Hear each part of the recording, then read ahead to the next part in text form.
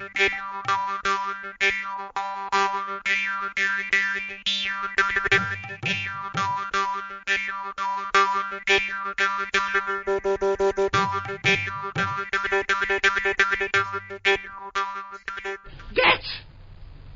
the comfy chair! Welcome to this episode of The Good, the Bad and the Odd. We hosts Mark and Sam. Hi, Sam. Hello. Right, so this is a comfy chair. Now, every time we do a comfy chair, I always say, we'll probably do one of these once a month or something. But I think it's been 5 months since the last one. Yeah, something like that. So we're not doing great on No. Okay, so we're going to talk about one good, bad or odd selection and 3 good selections. That's our format at the minute. Do you want to kick this off, or shall I? Yeah, sure. So I watched very drunkenly with my friends Joseph and His Technicolor Dreamcoat.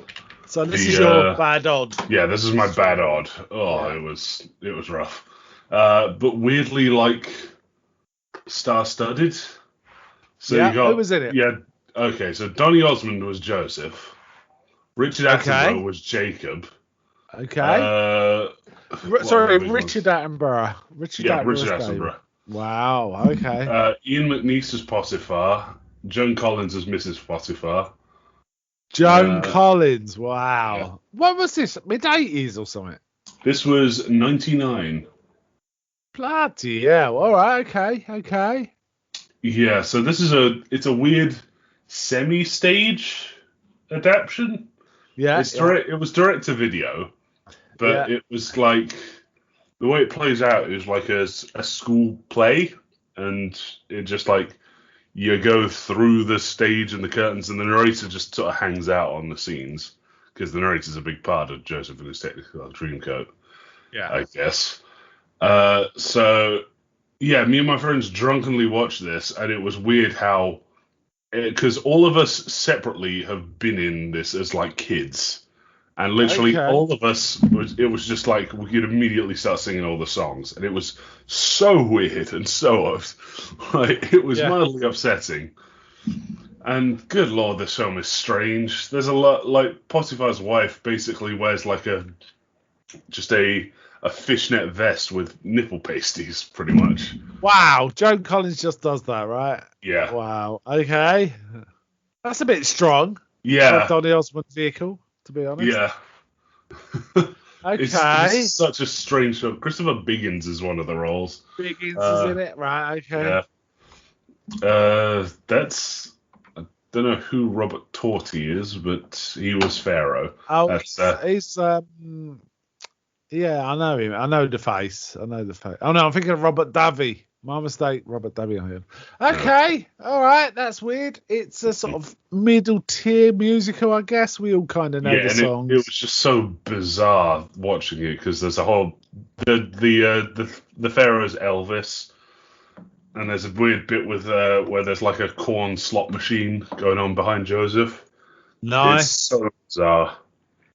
Is that to illustrate the 7 years of plenty or something? No, it's when his brothers come, like, asking for food, and also when he sneaks the gold cup into one of their bags. So he can find their feet. They just show this big corn slot machine going on behind him at one point, and then corn starts getting spat out, and he gives it to them. It's so weird to describe. Yeah, it does sound weird. Frankly. Okay, fine. All right. Okay. All right. Any more to say about that one? No, not really. Okay, my so what was that? Bad for you or do a bit bad? Mine is a clear odd because I quite liked it. I don't think it was bad, and it is a musical as well. It's called Phantom of the Paradise, which I'm not sure I haven't talked about before on one of the comfy chairs, but I'll talk about it here again. Now, this is a Brian De Palma film. Brian De Palma, he went on to make Carrie after this, and various other relatively famous films that were kind of thrillers in a Hitchcock style, such as Dressed to Kill and Blowout.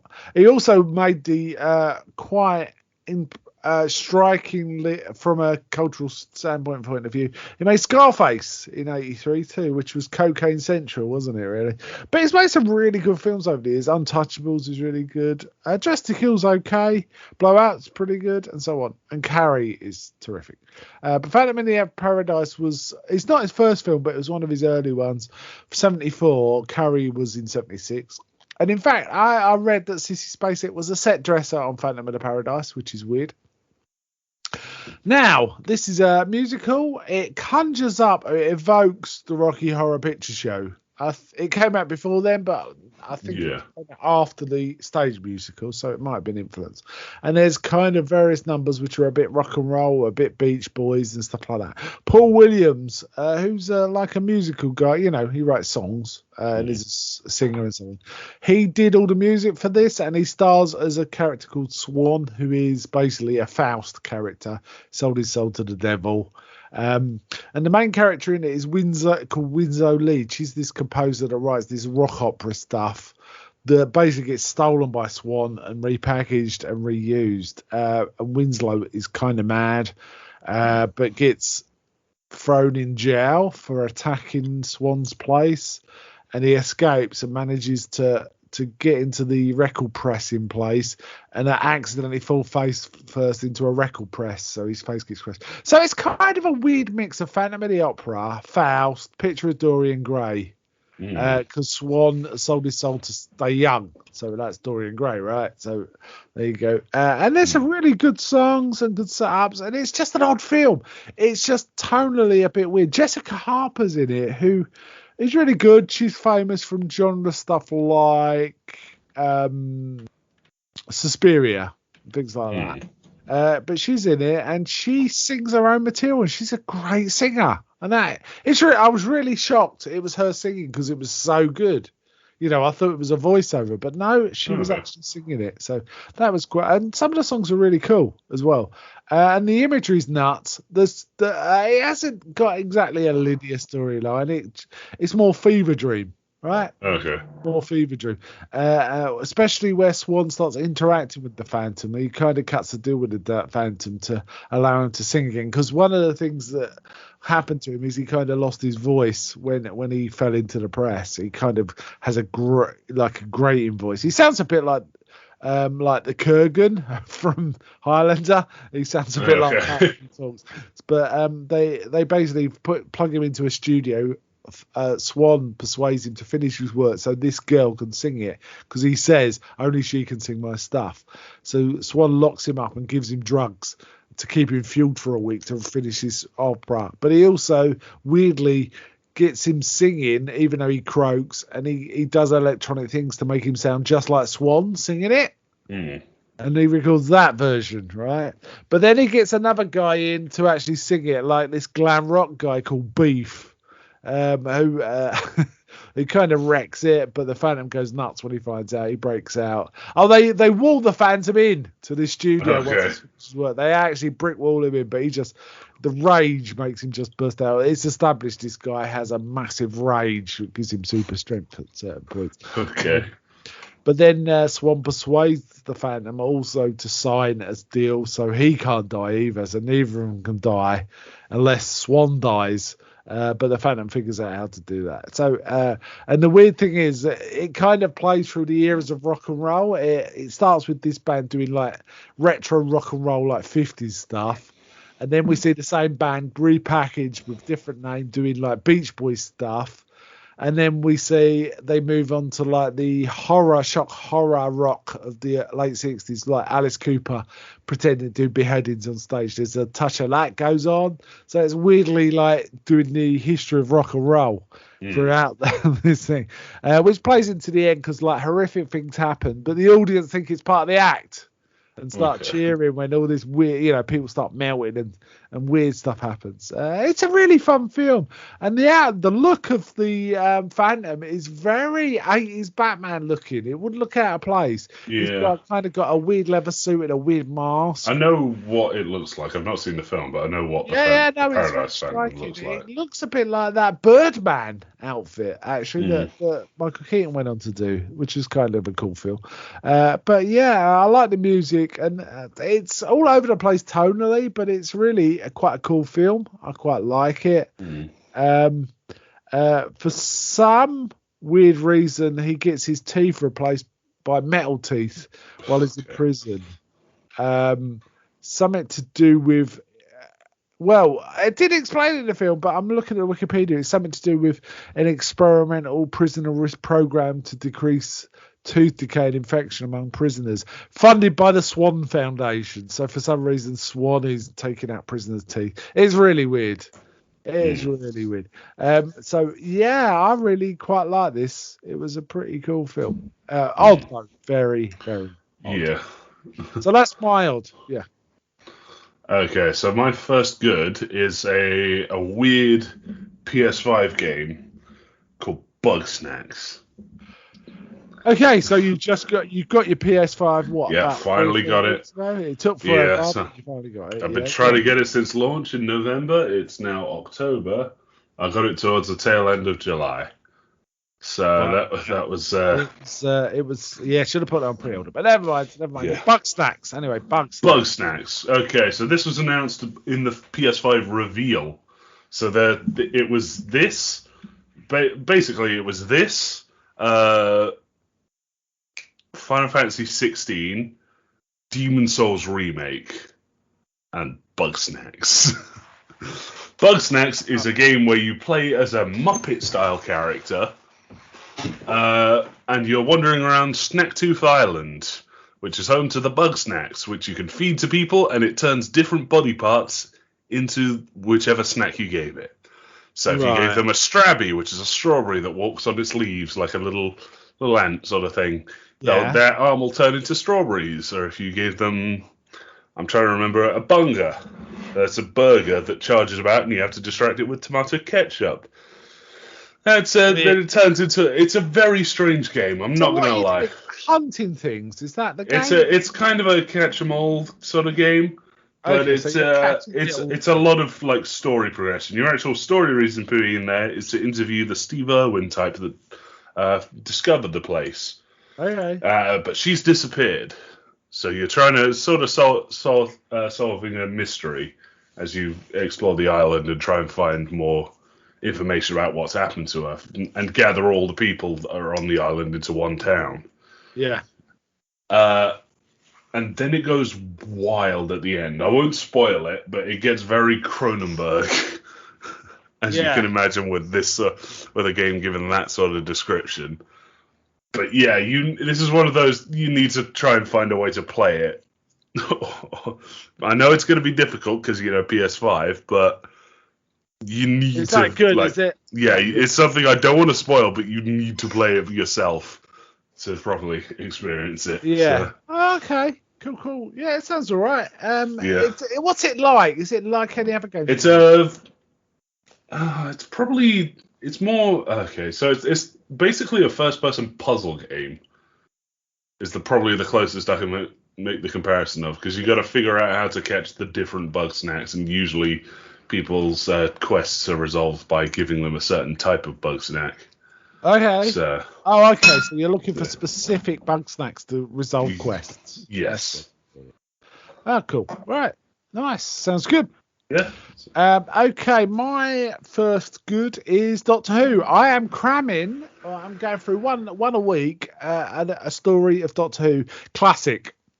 I'm up to currently I'm watching season 5 and I'm near the end. But what I want to talk about is season 4 actually. Season 1 and 2 and 3 were all William Hartnell. There was a lot of Dalek-y stuff. There was a bit of Cyberman. I'm trying to think if Cyberman's in this. Hold on, let me just think that through. While you're doing that, I'm just going to close my window because someone outside is playing bloody music. Okay. Okay, right. So I couldn't hear it anyway. It wasn't coming onto the mic. Okay, so the first Doctor was going through various series of adventures. Now, season 4, which I'm going to cover, the first 2 stories have Hartnell, but Hartnell was getting a bit not problematic. He was ill. He had a touch of like dementia. And was having trouble with his lines and stuff like that. So it was kind of time that they had to do something with it. Now, you got to remember this, they didn't know what to do. They were talking about recasting. They had various ideas, but essentially they come up with this regeneration idea, which is pretty amazing, isn't it, really, when you think of it. So we have, hold on, I need to remember which one Hartnell disappears on. Let's have a look. Yes. Okay, so the first story was called The Smugglers. It's a reasonably okay tale where he's got 2 new companions, Ben and Polly, and they're in 17th century Cornwall where there's lots of stuff going on. I think this might have been the last story they actually tried to adhere to, trying to do historical stories, because they did, when they started Doctor Who, it was like the idea was one story will be like a historical, educational kind of thing, and the next story would be like a future sci-fi one. So they were trying to sort of stick to an educational remit, and there's some great stories in that remit. You know, there's the Romans, which is a good one. There's one about Robespierre, which is a pretty cool one. I think the Doctor looks like Robespierre in that one. Okay. So you get all sorts of confusions going on. And there's various others. There's some really good ones in the historical base. A lot of them are missing, which is problematic. And in fact, I think all of this Smugglers one was missing. But the guys that tried to reconstruct them, and they do a reasonably good job. So they got like images with for some reason they've managed to get all the audio, but they can't get the video. So they've excuse me. They've got all the talking bits, and then they overload images. And if there's movement going on, they put little captions saying what's going on. So you kind of get a feel for it, and it's kind of interesting. So The Smugglers was okay. The next story, though, the one which is the final part, Hartnell one, is The 10th Planet, which is a Cyberman. Now, this, I believe, is the first Cyberman story. 10th Planet, it talks about Earth's twin planet Mundus, which is where the Cybermen are from, and they're, you know, so in this they're kind of presented as human or humanoid who've augmented themselves with technology, which is what they are really. I don't know why I'm saying they present themselves in this way. That's basically it. But they're also prepared to convert humans into Cybermen too, so there's that as a thing. So it's all human beings to Cybermen. That's the plan, but they get defeated, and the Doctor gets kind of damaged, and he converts into Patrick Troughton. So we get that Doctor, an interesting one. Still got the same companions at this point, Ben and Polly. And the next story, with the first story with Patrick Troughton, is a Dalek story. Where they arrive on this little outpost planet called Vulcan, bizarrely, where there's a human colony, and they find that they've found Daleks and been using them as servants. But we all know what happens when that happens, right? Yeah. So Daleks soon sort of get the grip of it. So that's what happens. The Daleks kind of show their cards, and you know, there's a battle, and the Doctor outwits them. So it's kind of interesting. And then, actually, I think the Smugglers might be the last time they do historical, and that's not true, because the next one is the Highlanders, where they go to Scotland during the time of the Jacobite sort of uprisings. So we're talking 1746, and they meet a clan, and they encounter a guy who's a piper for the McLaren clan, whose name's Jamie McCrimmon. Who becomes a regular. He was a fan favourite, this guy. They really liked him, and people started writing to the BBC. So the BBC decided to keep him, Jamie. And he was in a lot of adventures, and he's a pretty good companion, I have to say. So there's, you know, they get involved in the Battle of Culloden, stuff happens, they move on. It's a fairly short one, it's only 4 episodes. The other ones I mentioned, the Dalek one was 6. And then they go to a place called the Underwater. The next story is the Underwater Menace. I won't go into these too much because I've gone into it a bit too much already. Where it's like they're drilling and they find there's survivors of Atlantis. This is bonkers. There's some bonkers stuff in it. There's like a weird undersea ballet at one point, and the Doctor's sitting there with weird sunglasses watching it. Like it's like a psychedelic trip. It's really nuts. But yeah, it doesn't work, but it's bizarre. It's properly bizarre. There's like high priests. It's a bit Flash Gordon in places too. There's high priests among the Atlanteans with control, and there's even a Professor Zaroff giving it a Flash Gordon. Then the next story is called the Moon Base, which is the Cybermen again. So they did Cybermen. I won't go into too much. Then they end up on in a future Earth colony, which seems to be a common motif here. Future Earth colony, which is true of the recent Avengers, right? They're always ended up with humans and colonies. The Avengers? What? Did I say the Avengers? Yeah. Did I say, well, I meant the current Doctor Who. Sorry. The most recent Doctor Who does that. And that's called the Macra Terra, who turn out to be these giant crabs who are doing some mind manipulation. And then they land in current times, which for this year is 1967. That's when this was made. Called the Faceless Ones, where they end up on Gatwick Airport, which must have been a thing in the news, and they got open access to it because they're filming around Gatwick Airport. And it turns out it's this alien race that can take over people's bodies, and they've got this plot to take over the Earth. So yeah, that gets all. And then the last one in this season, which is the last one I'm going to talk about here, is the evil of the Daleks, where they end up going to the 19th century. And we find a professor who is working with the Daleks. They're trying to sort of do things, and the Daleks are somehow working with him, and the Doctor doesn't understand what's going on. But actually, it turns out it's a big trap. The Daleks have constructed this trap for the Doctor. They want to suck out all his intelligence. They want to use the Doctor's knowledge to give the Daleks some human intelligence. But this fires spectacularly because some of the Daleks start acting like kids. And it's really bizarre. It kind of just doesn't work. And it's a good one, though. I really liked it. Again, I feel like they've kind of done similar plots in the more recent versions of the Doctor, too. So it's kind of interesting to see what I thought were kind of recent inventions actually being done in 1967. Recent plot lines for Daleks being done in 1967. So a pretty solid run. And I'm nearly finished season 5, and I'll probably talk about season 5 and Anak's comfy chair, actually, because I quite like talking about this. But there's some real bizarre ones here. And Troughton's really delivers as the new Doctor. And I also have to say, at the end of the Evil of the Daleks, he gets a new companion called Victoria. So, which is kind of cool, and still got Jamie. I should have mentioned that. I think they lose Ben and Polly in the Gatwick one. I think that's where they drop off. But he's got Jamie with him now, so that's fine. Yeah, so pretty solid. Have you seen any of these old ones? No, the only Troughton one I think I've seen is Tomb of the Cybermen, which is in the next season, which I'm going to talk about next. Yeah. Season. Yeah. Pretty solid. I think Tomb of the Cybermen's pretty good too, actually. But yeah. So that's me. So back to you. Okay, so my next one is Final Fantasy XIV. I got on the, not really on the bandwagon because I was a bit ahead of that, because it was, one of my friends convinced me to start playing it, and there's been a big, surge of it recently, because apparently, World of Warcraft developers have been doing some heinous stuff, so people have been leaving that. So I'm moving to Final Fantasy 14, an open world like World of Warcraft. Is that right? It's an MMORPG sort of thing. Okay. But this one actually has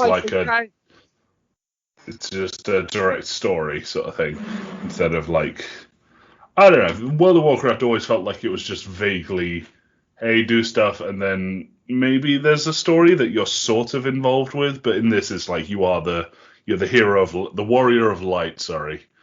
And so is everyone playing it the Warrior of Light? In their own game, but in everyone else's games, they're just people or random adventurers sort of thing. Oh, okay. So when you're playing it, you see yourself as this character, but everyone else is the different character, but they in turn are this character, but see you. Yeah. Oh, that's quite clever. Yeah. Okay, so there is a playthrough story, but it's also open world. Yeah. There's different. PS5, may I ask, or PC? I was playing this on PC, but you can play it on PS4 or PS5. I haven't got it to work because you need to buy the expansions for each one separately. Which is so awful. stick to one then. Stick to one. Yeah. So, yeah. Not good. But it's a quite a fun like little game. It's got 3 expansions currently. Because, technically 4, because when the game first started, it was legendarily bad. Like, it was so bad that they completely, deleted the original game and basically built a new game and called it version 2 of Realm Reborn. There are games like that which significantly get famously way better, whereas the first pass is awful. It's not even just the first pass. They completely deleted the old game from the first. You cannot play that content anymore. And there is part of the storyline is figuring out, hey, there was this big catastrophe, a few years back, and no one really knows what happened. Wow. And it turns out your character was involved, because everyone that was in version 1 got, transferred over to the new system. So your character was technically involved, but you may not know that sort of thing. Okay. And there's a few allusions back to it that apparently were you can't get the context for anymore, really. Yeah. But it's a really fun game. Cool. Sounds good. Are you tempted to try other Final Fantasies? I've played a few of the Final Fantasies. Okay. I tried to play 6 on an emulator, but that didn't last long. Played 7, 8. 10 and 13, and played most of 15. Okay, cool. So I played. I've never played any. I don't really know what they're all quite different. So. Okay, cool. So. Okay, my next good is a film I could have sworn we covered, and I discussed it with you, and you could have sworn we covered, but we couldn't find it anywhere in the archives. And bizarrely, we've even got it on one of our Hall of Fames, and we never even covered it. That's Highlander, which you watched too, didn't you? Mm-hmm. So, terrific film. It really shouldn't work as well as it does because tonally it's all over the place through the entire film. It keeps shifting gears, changing. Those songs where I don't think it would get made nowadays purely because of how difficult it would be to pitch the pacing of this film. Yeah, the pacing. There's a lot of random flashbacks, a lot of random I'm going to say narrative cul-de-sacs that they don't need to be done. They don't really add anything. They're just sort of there. I just feel like they filmed a load of random scenes and then decided after where to put them and how to do them. But having said that, the transitions in this between scenes are absolutely terrific in this film, which allows you to get over that somewhat. Mm. It's also got 3 fantastic characters. Really solid characters in it, which is Ramirez with Sean Connery, who's the best. The Kurgan, Clancy Brown, who's actually probably the second best. Yeah. And then Christopher Lambert as the Highlander, Colin McLeod as the third best, but still a very good character. All battling it through the ages with incidental stuff going on, basically, right? That's essentially it. There's also a couple of female characters kind of interesting, though very secondary in this film. There's a woman who's a current day kind of works for the police, but she's also an expert in medieval swords. There's a woman who we see the Highlander saved as a little girl in World War II who kind of looks after his house or business or something. And also there's this through line of he constantly his character, the one he inhabits, has to die, and then he gets the next character who inherits everything, and he just keeps going on and on like this. Meanwhile, the immortals are battling down through the ages, and we see various fights, don't we? In among all that, there's the police trying to figure out what's going on, and a survivalist who somehow gets caught in in a fight where the Kurgan's fighting some other guy. And we see also all sorts of weird mythology around this series, the quickening and the gathering and all this that's referred to. And it kind of doesn't explain itself in any way, but it's kind of fun. What do you think of it? Yeah, it's a fun, weird little film. Like we got the Highlander himself, who doesn't have a Scottish accent. He never has a Scottish accent. We've got an Egyptian Spaniard who speaks with a Scottish accent. Yeah. And we have, I want to say, what is the Kurgan supposed to be? He's supposed to be a Cossack. Some sort of Okay. Or in fact, he's a race. Who speaks with an American accent. But they come from the area the Cossacks arose. I think he's pre-Cossack, but he's from that area. Okay, so... But I think I could be wrong, but I think there was a race, the Kurgans. And Vito born what would eventually be called Russia. Okay, so yeah. Steps of Russia, which is the Cossacks, right? Yeah, but he speaks with an American accent, so. Yes, he does. At all times. So. And he's got a brilliant night outfit, hasn't he? Yeah. When he first encounters a big, goat skull, I think it's supposed to be. Well, it's a skull with teeth. Almost like a tiger or something. I don't really know, but it's not a skull. It's armor made to look like a skull, right? But it's material. I don't know. It's weird. It's not metal. Maybe it is. I don't know. Maybe it's just painted to be matted down. I don't really know. But it's a bunch of stuff. But some of the imagery is just amazing. And, I like the little through lines of we see how Connor McLeod appears to die and then become immortal, and his village casts him out, and then he falls in love with a woman, and Ramirez meets him and trains him, and the Kurgan catches that for some reason he's out of town, so the Kurgan manages as a fight with Ramirez. Ramirez is 2,500 years old. Yeah.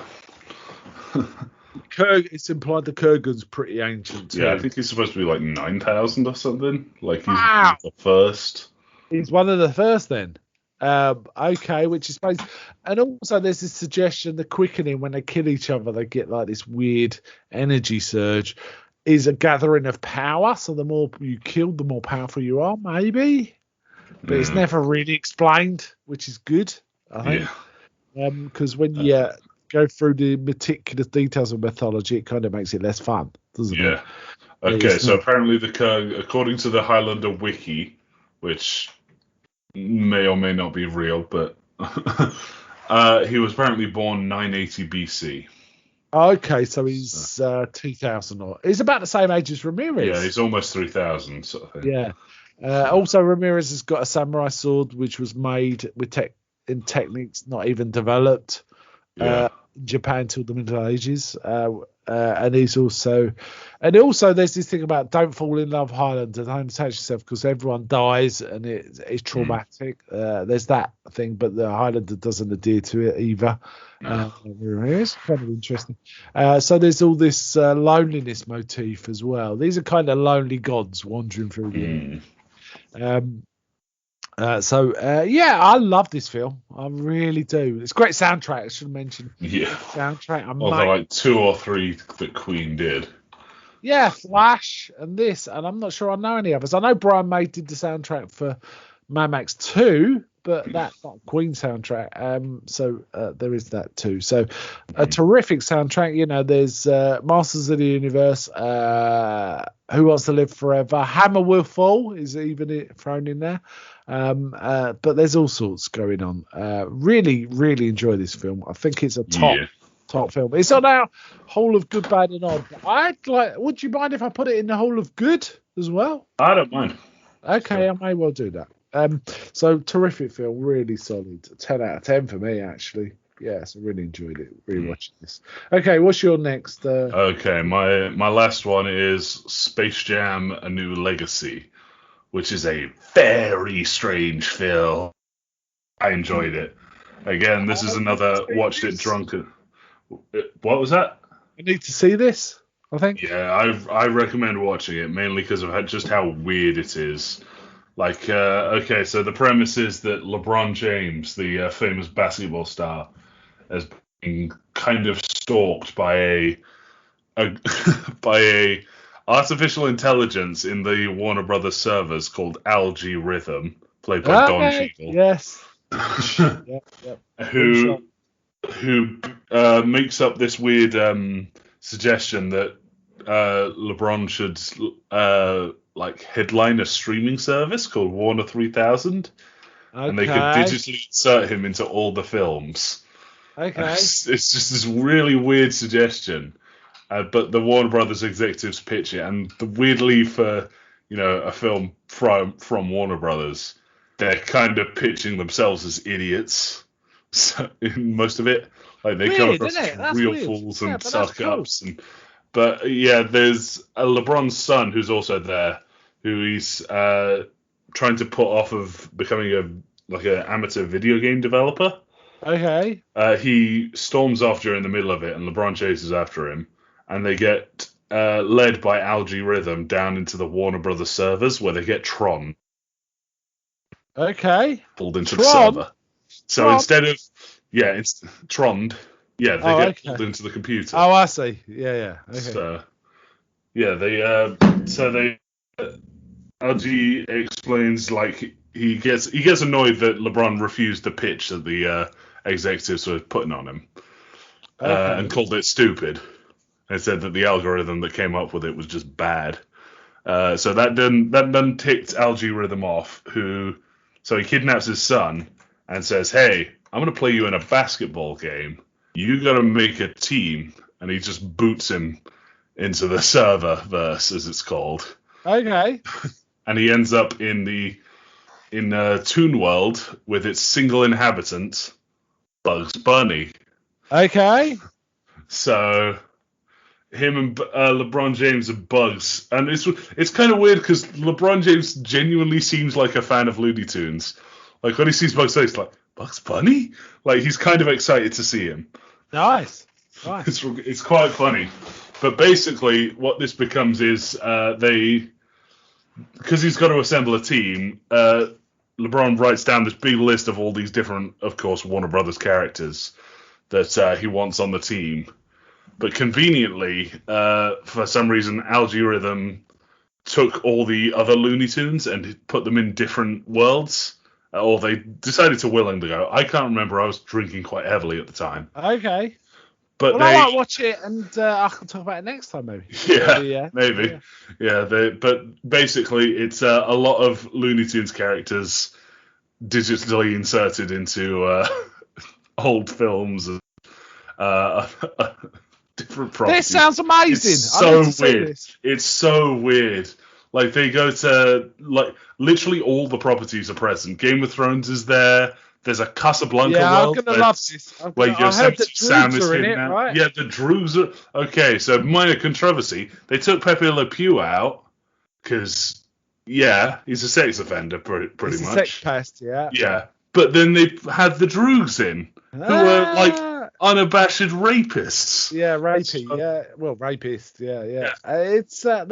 This sounds awesome. I really like Ready Player One. It's a very, very shallow film, but all the references are amazing. So this Space Jam sounds like right up my street. So I'm gonna try and get to this. Yes, and I will tell you, like half the game is half the film is the basketball game. Like that's fine. Long. I like the first film, so that's fine. But they don't really have as neat a concept for the villains as it was. Not the villains, the rival team. In the original, it was the Monstars. Yeah, I like the Ben Thompson Broomstick vibe of the original. Yeah, that's pretty good. But they just do this weird thing where they had a few. The son basically builds a team of monster people who They all have different like powers. Like one of them has wings, one's a snake, one's like a spider, one can speed up time. Okay. And it gets weird, and they're not as memorable as the Monstars. So yeah, that's a shame. So it feels like it's a video gamification. Yeah. It's 100% a video game thing because they exploit glitches at one point to try and win the game. So. It does sound like the thing that would actually possibly make a good video game conversion as well. Yeah. Yeah, I'm going to get to this because maybe I might rewatch Ready Player One at the same time and just have a proper cultural referencing sort of session. That'd be kind of fun. Yeah, I'm going to get to this. I will. Yeah, sounds good. You enjoyed it. Yeah, I had fun watching it. One of my friends was like, he was making jokes about how it's just property, just character, but he was into it too. I know. So. Okay, well, my next one is also a cultural reference. I got, smorgasbord. Actually, sorry, had you finished? Yeah, I'd finished. Okay, I want to talk about. It's on Shudder. It's a documentary called In Search of Darkness. It was terrific. This documentary about 80s horror. Not a short thing. I think it was 4.5 hours in the end. Watched it in parts, but sometimes quite big parts, an hour and a half there, an hour there, kind of thing. Basically, it covered the whole decade of the 80s, 80 to 89, in chunks. It would do a year and pick out a couple of decent films from that year, show us clips, talk about it a bit, and then do like a mini documentary about some aspect of 80s horror. So it might be a director, or it might be a specific, something like special effects, or cover, nudity and exploitation in 80s horror. And then it'll flip to the next year and you'd get all these films covered, some classic ones and some not so classic. But what it did do is highlight a couple of films I've never even heard of, never mind about seen, and I've gone on to watch them. For an example of that would be Fade to Black, a film I'd never even heard of, but mentioned in this, sounded good, watched it. Yeah, the documentary did present what it was really about, and it did not disappoint. So great documentary, good referencing, a lot of stuff that I knew already, but I felt it was really worth seeing, and it was interesting watching these talking heads. And I'm actually partway through the second one, In Search of Darkness 2, which also is also on Shudder. I'm really enjoying this. I have recently got a Shudder subscription for Amazon Prime and making good use of it. And I'm finding it a really good subscription in addition to Amazon Prime. I'm usually not a fan of bolt-on subscriptions. I think it should all be there. But this one is really worthwhile. Shudder really do deliver. And there's some good stuff. Really high recommend for me. It's a long one, but it is very easily digestible. I'd say it gives about 20 odd minutes a year, plus a one-off documentary about some sort of 80s horror thing.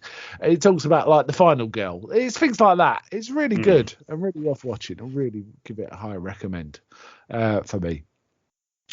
So I think that covers this comfy chair. We'll try and do these more. Yeah. Weekly, right? Maybe we should start doing them at the start of the month. That way we'll. Yeah. I mean, we're about the start of the month now when we're recording, so let's try and do one at the start of the month. I think we've got a lot of things we can cover, so yes, let's do that. Hopefully, maybe I'll talk about Space Jam next time we come on. Actually, and also possibly season 5 of Doctor Who, because I'm nearly finished that. So that'd be cool. All right then. So let's wind up there. So bye from me. Bye.